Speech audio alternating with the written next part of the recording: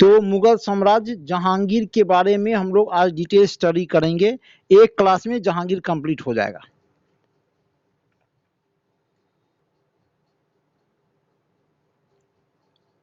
आइए शुरू करते हैं जहांगीर। ओके, जहांगीर शासनकाल देख लीजिए, 1605 से 1627 ईस्वी तक जहांगीर का शासन रहा। जन्म जहांगीर का हुआ था 30 अगस्त 1569 ईस्वी को जहांगीर का जन्म हुआ था। जहांगीर के पिता का नाम अकबर था, माता का नाम जोधाबाई, जिनको मरियम उज्जमानी का उपाधि मिला था। मरियम उज्जमानी का मतलब होता है राज रानी, है ना, मतलब राजा की सबसे प्रिय रानी को मरियम उज्जमानी का उपाधि मिलता था। तो जोधाबाई जहांगीर की माता थी, यानी कि जहांगीर की माता एक राजपूत महिला थी। ओके, सूफी संत शेख सलीम चिश्ती के आशीर्वाद से जहांगीर का जन्म हुआ था। कहा जाता है कि अकबर को कोई भी औलाद नहीं होता था, है ना। तो अकबर जो है सूफी संत शेख सलीम चिश्ती के दरबार में गए और शेख सलीम चिश्ती के आशीर्वाद से अकबर के यहाँ जहांगीर का जन्म हुआ था। इसलिए अकबर जो है शेख सलीम चिश्ती के नाम से जहांगीर के बचपन का नाम रखा था सलीम। ओके, सलीम नाम रखा था, है ना, शेख सलीम चिश्ती के नाम से। ओके, अकबर सलीम को जो है प्यार से, चूंकि पहला बालक था, बालक बहुत ही, चूंकि कोई बच्चा हो नहीं रहा था और शेख सलीम चिश्ती के आशीर्वाद से बच्चे का जन्म हुआ, तो अकबर जो है जहांगीर का बहुत ज़्यादा पालन पोषण करने लगा, बहुत ज़्यादा प्यार करने लगा और नाम रखा शेखू बाबा। शेखू बाबा जहांगीर को कहता था अकबर प्यार से। ओके, जहांगीर के मुख्य शिक्षक का नाम था अब्दुल रहीम खान खाना। ये अब्दुल रहीम खान खाना वही थे बैरम खान के पुत्र और फारसी भाषा के विद्वान थे। वह जहांगीर के गुरु थे अब्दुल रहीम खान खाना। ओके, जहांगीर का जो पहला विवाह हुआ था वह मान सिंह की बहन मानबाई के साथ जहांगीर का विवाह हुआ था। ओके, मान सिंह कौन थे हम लोग पढ़ चुके हैं अकबर वाले चैप्टर में। तो मान सिंह की बहन का नाम था मानबाई, यानी कि मान सिंह कौन थे, तो जोधाबाई के भतीजे थे, यानी कि जोधाबाई की भतीजी से जहांगीर का विवाह हुआ मानबाई से, और इसको शाह बेगम का उपाधि दिया गया था।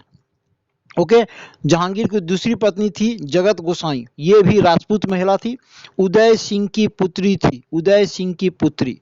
ओके, जहांगीर की पहली पत्नी यानी कि पहला विवाह जो हुआ था 1585 ईस्वी में हुआ था, ये भी ध्यान में रखना है। अकबर के मृत्यु के 8वें दिन, अकबर की जो मृत्यु हुई 1605 ईस्वी को, तो मृत्यु के 8वें दिन सलीम ने, है ना, अपना राज्याभिषेक करवाया। ठीक है, नूरुद्दीन मोहम्मद जहांगीर बादशाह गाजी को उपाधि धारण किया। नूरुद्दीन मोहम्मद, ये शॉर्ट में ये जरूर ध्यान में रखेंगे, है ना। नूरुद्दीन कौन सा उपाधि धारण किया, नूरुद्दीन मोहम्मद जहांगीर बादशाह गाजी। अकबर के मृत्यु के 8वें दिन अकबर ये जहांगीर मुगल शासक बनता है, उपाधि धारण करता है नूरुद्दीन मोहम्मद जहांगीर बादशाह गाजी। जहांगीर के 5 पुत्र थे। ठीक है, जहांगीर के 5 पुत्र थे, कौन कौन थे देख लीजिए, है ना। तो 5 पुत्र में पहले खुसरो थे, फिर परवेज हुए, फिर खुर्रम हुए, शहरयार और जहांदर, है ना। 5 पुत्र थे, खुसरो, परवेज, खुर्रम, शहरयार, जहांदर। ओके, जहांगीर मुगल शासक बनने के पश्चात आगरे के किले के शाह बुर्ज और यमुना नदी के किनारे, ये ध्यान में रखना, आगरे के किले के शाह बुर्ज और यमुना नदी के किनारे सोने की न्याय की जंजीर स्थापित करवाया। सोने के न्याय की जंजीर, ऐसा करने वाला यह पहला मुस्लिम शासक था। इस जंजीर में 60 घंटियां थी और कहा जाता है कि जहांगीर आदेश दिया था, फरमान जारी किया था कि मेरे राज्य में किसी को भी कभी भी कोई परेशानी हो, दिन में हो, रात में हो, तो वह सोने के जंजीर को खींचेगा, घंटी बजाएगा और राजा जो है उसकी समस्या को कभी भी सुनेगा, चाहे दिन हो या रात्रि हो।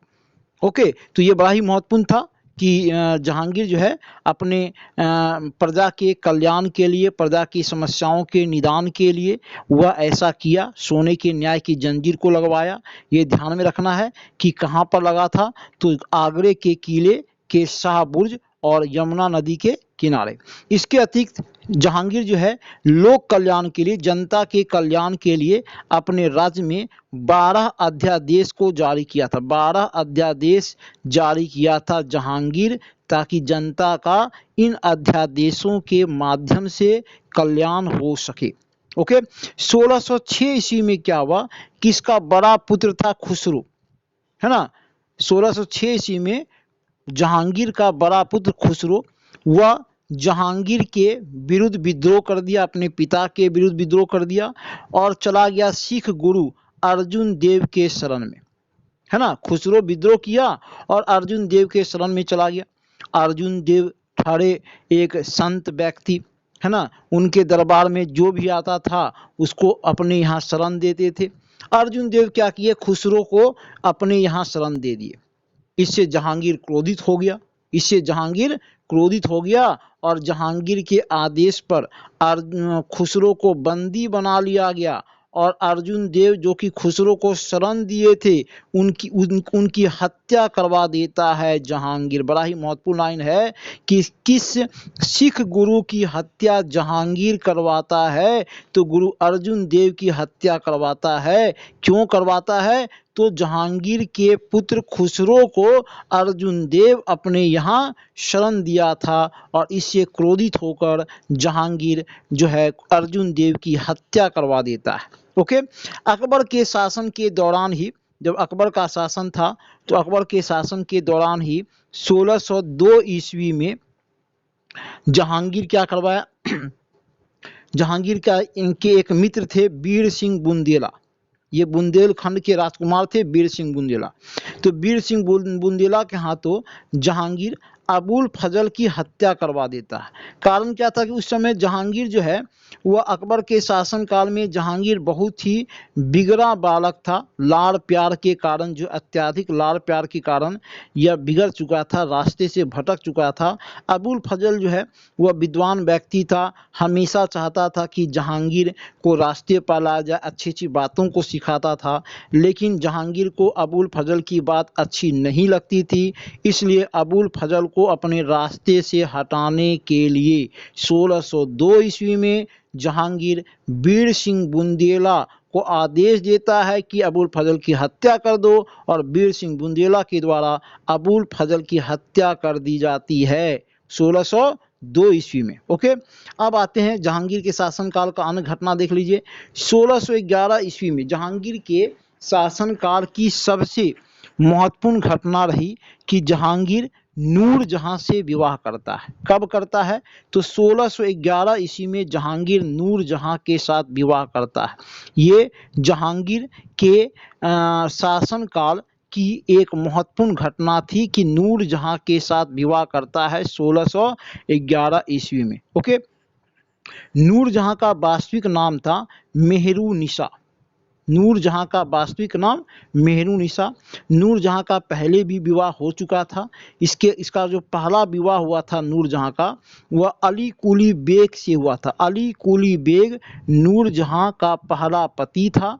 ठीक है, अली कुली बेग एक बार शेर को मारा था, इसलिए जहांगीर ने इसे शेर ए अफगान की उपाधि दिया था, है ना। किसको, अली कुली बेग को जहांगीर शेर ए अफगान की उपाधि देता है और उसकी पत्नी मेहरुनिसा से 1611 ईस्वी में विवाह कर लेता है और विवाह के बाद जहांगीर मेहरुनिसा का नाम नूरजहां रखता है ना। नूरजहां नाम कौन दिया, तो खुद जहांगीर इसको नूरजहां कहता है। 1611 ईस्वी में जहांगीर नूरजहां के साथ विवाह करता है। जहांगीर जो है वह नूरजहां के साथ विवाह करने के पहले जो है पहली बार नूरजहां को देखता है नवरोज के अवसर पर। नवरोज एक पर्व था याद कीजिए, बलबन नवरोज पर्व को चलाया था और बलबन के बाद पूरे मुस्लिम एज में ये लागू रहा। तो नवरोज पर्व था, उसी पर्व के अवसर पर जहांगीर पहली बार नूरजहां को देखता है और उसके खूबसूरती पर मुग्ध हो जाता है और उससे उसके साथ विवाह करने का प्रस्ताव रखता है। ओके, और 1611 में जहांगीर नूरजहां के साथ विवाह कर लेता है। यह नूरजहां का दूसरा विवाह था। नूरजहां के पिता का नाम था ग्यास बेग। ग्यास बेग, इसको जहांगीर एतमा उद्दौला की उपाधि देता है। नूरजहां के पिता का नाम ग्यास बेग था और इसको जहांगीर एतमा उद्दौला की उपाधि देता है। ओके, नूरजहां की माता का नाम था असमत बेगम। ये एक विशेष प्रकार के इत्र का निर्माण की थी और कहा जाता है कि असमत बेगम के द्वारा जो उस समय जो इत्र बनाया गया था वह काफ़ी प्रसिद्ध था। मुगल एज में यह काफ़ी प्रसिद्ध और जो है बहुत ही डिमांडेड यह इत्र था, जो कि असमत बेगम के द्वारा बनाया गया था। नूरजहां की माता थी। नूरजहां के भाई का नाम था आसफ खां। ये सब इसलिए बताया जा रहा है कि आगे हम लोग देखेंगे कि नूरजहां के परिवार का मुगल साम्राज्य पर कैसे वर्चस्व होता है, इसलिए नूरजहां के परिवार का नाम यहाँ बताया जा रहा है। नूरजहां के भाई का नाम था आसफ खां। क्या नाम था? आसफ खां, नूरजहां के भाई का नाम। तो फिर से एक बार रिकॉल करते हैं। नूरजहां के पहले पति का नाम अली कुली बेग। नूरजहां के पिता का नाम क्या था? ग्यास बेग, जिसको कि एतमा उद्दौला को उपाधि दिया था जहांगीर। नूरजहां की माता का नाम असमत बेगम। नूरजहां के भाई का नाम आसफ खां। ठीक है। विवाह के उपरांत नूरजहां मुगल साम्राज्य के प्रशासनिक कार्यों में हस्तक्षेप करने लगी। नूरजहां बहुत ही चालाक महिला थी, है ना। विवाह के बाद क्या हुआ कि नूरजहां जो है जहांगीर जो है वह शराब और विलासीपूर्ण जीवन जीने में जो है वह विलासीपूर्ण जीवन व्यतीत करने लगा। हमेशा शराब पीने लगा, विलासितापूर्ण जीवन व्यतीत करने लगा। जानबूझकर नूरजहां जहांगीर को इस रास्ते पर ला रही थी कि जहांगीर अत्यधिक शराब पिए और राजकाज में कम ध्यान दे, विलासितापूर्ण जीवन व्यतीत करे, ताकि हम जहांगीर के बदले में मुगल साम्राज्य के प्रशासनिक कार्यों में हस्तक्षेप करने लगे। और यही हुआ, जहांगीर जो है विलासितापूर्ण जीवन व्यतीत करने लगा, शराब पीने में ही अत्यधिक समय व्यतीत करने लगा और इसके परिणाम स्वरूप नूरजहां का प्रभाव मुगल साम्राज्य में बढ़ता गया। नूरजहां अपने पिता का नाम क्या था? ग्यास बेग। माता का क्या नाम था? असमत बेगम। ठीक है, माता का नाम असमत बेगम। ओके, उसके बाद भाई का नाम क्या था? जो है खां। ये तीनों को मिलाकर नूरजहां एक गुट का निर्माण करती है।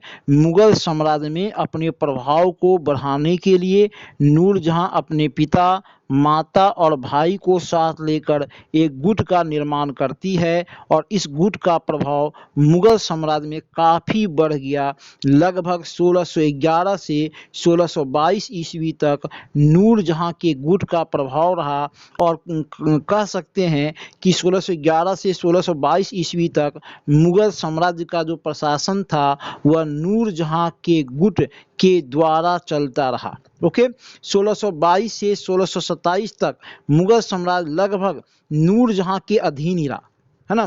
27 तक, 22 से 27 तक। ओके, जहांगीर केवल दिखावे का शासक था। देखिए यहाँ पर लिखा हुआ मुगल साम्राज्य में काफी अधिक था। 1611 से 1622 तक इस गुट का प्रभाव सर्वाधिक था। ठीक है, और 22 से 27 तक लगभग मतलब कि जहांगीर के मृत्यु तक में, है ना, नूरजहां का गुट रहा। 1611 में जहांगीर नूरजहां से विवाह करता है। उसके बाद मृत्यु तक में वह राजकाज पर कोई ध्यान नहीं देता है। हमेशा वह चित्रकारी में, विलासितापूर्ण जीवन व्यतीत करने में या शराब पीने में ही उसका ज़्यादा समय व्यतीत होता है। जहांगीर केवल दिखावे का शासक रह गया, दिखावे का शासक रह गया। जहांगीर को नूरजहां के प्रभाव, जहांगीर मतलब नाम मात्र का शासक रह गया।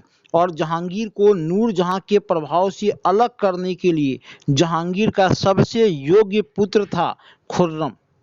ओके, जहांगीर का सबसे योग्य पुत्र था खुर्रम। वह मुगल साम्राज्य के विरुद्ध विद्रोह करता। खुर्रम चाहता था कि पिता रास्ते पर आए, सही रास्ते पर आए, पिता नूरजहां के प्रभाव से अलग हो जाएं। लेकिन नूरजहां इतनी चालाक महिला थी कि खुर्रम को अपने पिता से मिलने नहीं देती थी, है ना। खुर्रम क्रोधित हो गया। वह बहुत ही मतलब बेहतरीन व्यक्ति था, योग्य व्यक्ति था। यही खुर्रम आगे चलकर शाहजहां बनता है, यही खुर्रम आगे चलकर शाहजहां बनता है। जब खुर्रम देखा कि नूरजहां जो है हमारे पिता से हमको मिलने नहीं दे रही है, तो खुर्रम क्या किया, मुगल साम्राज्य के विरुद्ध विद्रोह कर दिया। तब जहांगीर ने अपने सेनापति महाबत खां को भेजा खुर्रम के विद्रोह का दमन करने के लिए। तो उस समय नूरजहां का प्रभाव इतना ज़्यादा था कि खुर्रम चाहता था कि हम पिता से भेंट कर, एक पुत्र को अपने पिता से मिलने नहीं दिया जाता था, क्योंकि नूरजहां नहीं चाहती थी कि खुर्रम पिता से मिले, क्योंकि नूरजहां जानती थी कि खुर्रम बड़ा ही योग्य पुत्र है, वह पिता को समझा बुझाकर रास्ते पर ला सकता है, हमारा जो प्रभाव है वह समाप्त हो सकता है। इसलिए नूरजहां खुर्रम को पिता से भेंट करने नहीं देती थी। इस कारण खुर्रम जो है साम्राज्य के विरुद्ध विद्रोह कर दिया, और इसके विद्रोह को दबाने के लिए जहांगीर को महाबत खां को भेजना पड़ा। महाबत खां को जहांगीर का सेनापति था। और विलासतापूर्ण जीवन व्यतीत करते हुए, शराब पीते हुए, विलासतापूर्ण व्यतीत करते हुए 7 नवंबर 1627 ईस्वी को जहांगीर की मृत्यु किस कारण हुई, तो वह जो है यकृत खराब हो गया। कहा जाता है कि अपने अंत समय में जहांगीर शराब का आदी हो गया, और शराब पिएगा तो लीवर खराब होगा ही, मरेगा ही व्यक्ति। जहांगीर भी मरा, अत्यधिक शराब पीने से उसका यकृत खराब हो गया और उसकी मृत्यु हो गई 7 नवंबर 1627 ईस्वी को। तो इसका कार्यकाल ध्यान में रखेंगे, 1605 से 1627 जहांगीर का कार्यकाल रहा। ओके, 1605 से 1627।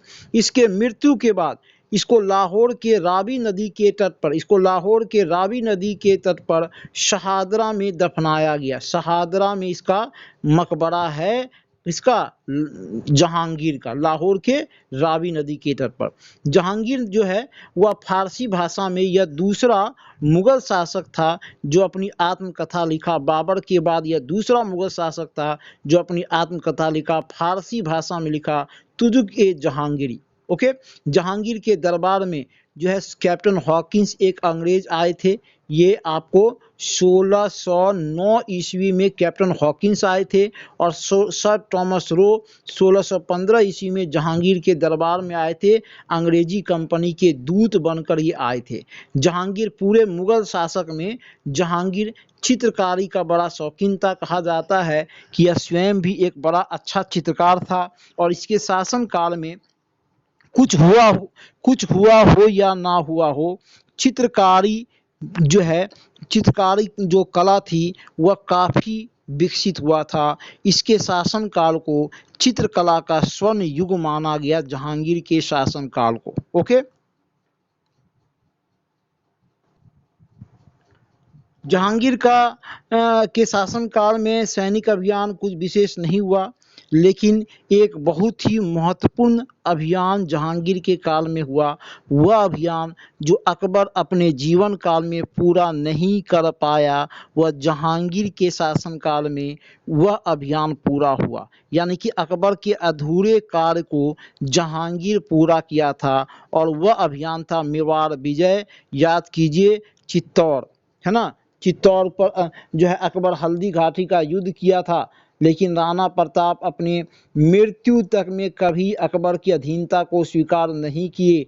अकबर एकमात्र राजपूत राज मेवाड़ को अपने अधीन नहीं कर पाया। उसके जीवन का यह एक स्वप्न ही साबित रहा कि मेवाड़ मुगलों के अधीन हो जाए, लेकिन अकबर जीवन काल में मेवाड़ को अपने अधीन नहीं कर पाया, और अकबर के अधूरे कार्य को जहांगीर पूरा किया। 1613 ईस्वी में जहांगीर अपने योग्य पुत्र खुर्रम के नेतृत्व में राणा अमर सिंह के विरुद्ध सेना भेजी। राणा अमर सिंह कौन थे, तो महाराणा प्रताप के पुत्र थे। तो खुर्रम के नेतृत्व में जहांगीर 1613 ईस्वी में राणा अमर सिंह के विरुद्ध सेना भेजी। राणा अमर सिंह जहांगीर के साथ संधि कर लिए, युद्ध करने के बजाय संधि कर लिए और इस संधि के तहत राणा अमर सिंह ने मुगलों की अधीनता को स्वीकार कर लिया, है ना। और इस तरह वह विजय जो कि अकबर अपने जीवन काल में पूरा नहीं कर पाया था, उसे जहांगीर ने बड़ी ही सरलता से पूरा कर लिया, मेवाड़ पर विजय 1613 में। दूसरा प्रमुख जो अभियान कांधार याद कीजिए, अकबर के शासनकाल में कांधार जो है वो अकबर को एक गिफ्ट के रूप में मिला था। कांधार के शासक अपने पारिवारिक झगड़े से तंग आकर अकबर को पत्र लिखे थे कि शासक सम्राट जो है कांधार को मुगलों के अधीन कर दें। तो अकबर के काल में कांधार जो है वह बिना युद्धपात किए मुगलों के अधीन हो गया था, लेकिन 1622 ईस्वी में कांधार मुगलों से अलग हो गया। 1622 ईस्वी में कांधार मुगलों से अलग हो गया। उसके बाद फिर कभी कांधार मुगलों के अधीन नहीं हुआ। ध्यान में रखेंगे, 1622 में कांधार मुगलों से अलग हो गया। फिर जहांगीर एक बार प्रयास किया, शाहजहां आया, शाहजहां प्रयास किया, औरंगजेब भी भरपूर प्रयास किया कि कांधार को फिर से मुगलों के अधीन किया जाए, लेकिन कांधार कभी भी पुनः मुगलों के अधीन नहीं हो पाया। तो जो क्षेत्र जो है अकबर को गिफ्ट के रूप में मिला था, वह 1622 ईस्वी में मुगलों से अलग हो गया। तो जहांगीर के काल की दो सैनिक अभियान हम लोग को देखना, मेवाड़ विजय 1613 में और कांधार मुगलों के हाथ से निकलना 1622 ईस्वी में। ओके, तो ये जहांगीर चैप्टर कंप्लीट हो गया। क्लास कैसा लगा, है ना, आप लोग उसको जरूर लाइक कीजिएगा। अगर अच्छा लगा हो जरूर लाइक कीजिए, शेयर कीजिए एंड सब्सक्राइब कीजिए। Okay, thank you.